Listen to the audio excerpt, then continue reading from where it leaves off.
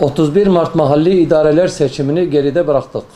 Birçok kesimin yapmış olduğu kıyamet senaryoları çok şükür tutmadı, gerçekleşmedi. Bu saatten sonra toplumun sorunlarına, özellikle ekonomik sorunlara yoğunlaşmak lazım.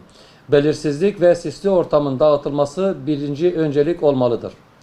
Hükümetin acilen atması gereken adımları atması lazım.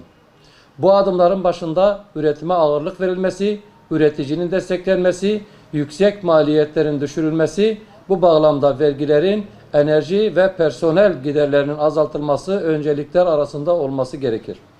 Ayrıca olumlu havanın olması için hem eylemde hem de söylemde yetki makamında olanların daha dikkatli hareket etmeleri gerekir. İhracatın desteklenmesi ve pozitif ayrımcılığın sağlanması ile ihracatçının rekabet gücünün artırılması sağlanmalıdır.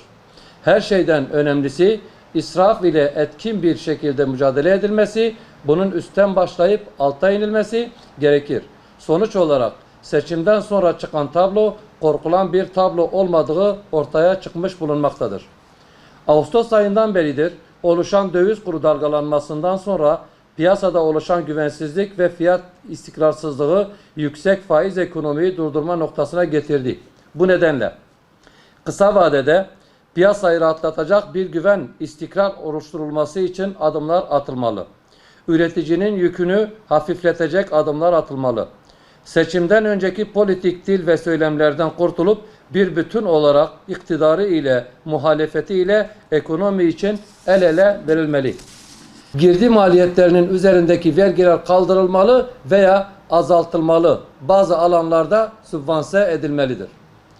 Üretim, ihracat ve istihdama yönelik girişimcilere finansman desteği ve geri ödemeli faizsiz kredi sağlanmalı.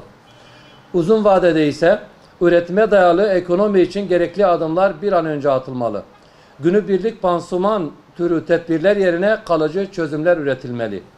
Yerli üretimle beraber yabancı yatırımcı yerine yerli yatırımcılara destek olunmalı. Bu anlamda uluslararası boyutta desteklenmeli.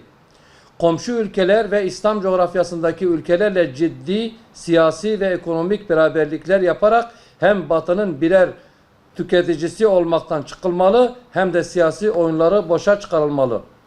İthalata dayalı ürünler tespit edilip ne pahasına olursa olsun yerli üretime ivedilikle geçilmelidir. Ve en önemli konulardan biri olan tarım ülkesi olan ülkemizin geleceği için tarım politikaları yeniden ele alınıp gözden geçirilip ülkenin tarımı ivedilikle şaha kaldırılması için acil bir eylem planı devreye sokulmalıdır.